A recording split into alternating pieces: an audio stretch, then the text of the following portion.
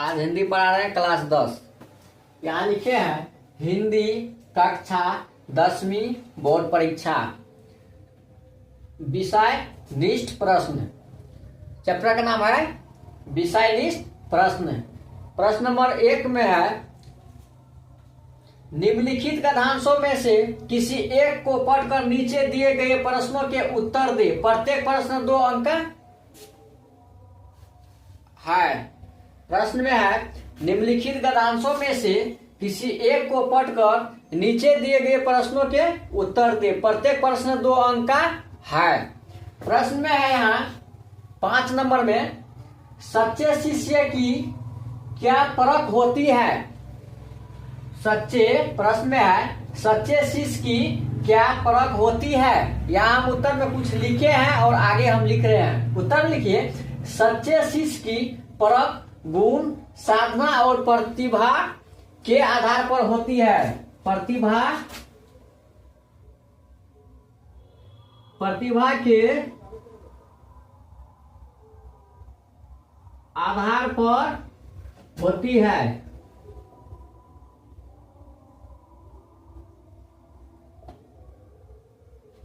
प्रश्न में है यहाँ, सच्चे शिष्य की क्या परख होती है। सच्चे मतलब सही, शिष्य मिस होता है। शिष्य की क्या परख होती है।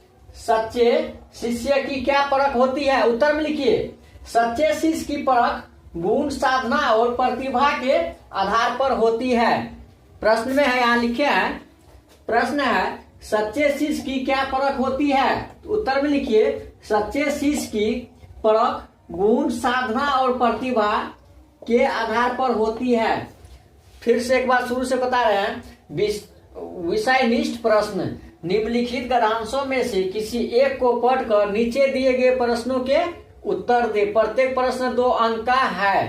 प्रश्न में है 5 नंबर में है, सच्चे शिष्य की क्या परख होती है। उत्तर में लिखिए, सच्चे शिष्य की परख गुण, साधना और प्रतिभा के आधार पर होती है।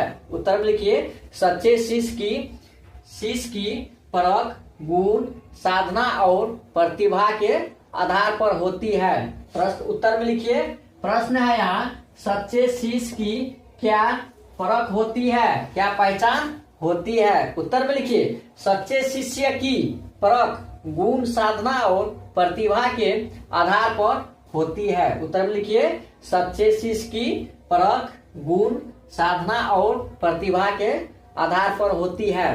प्रश्न है,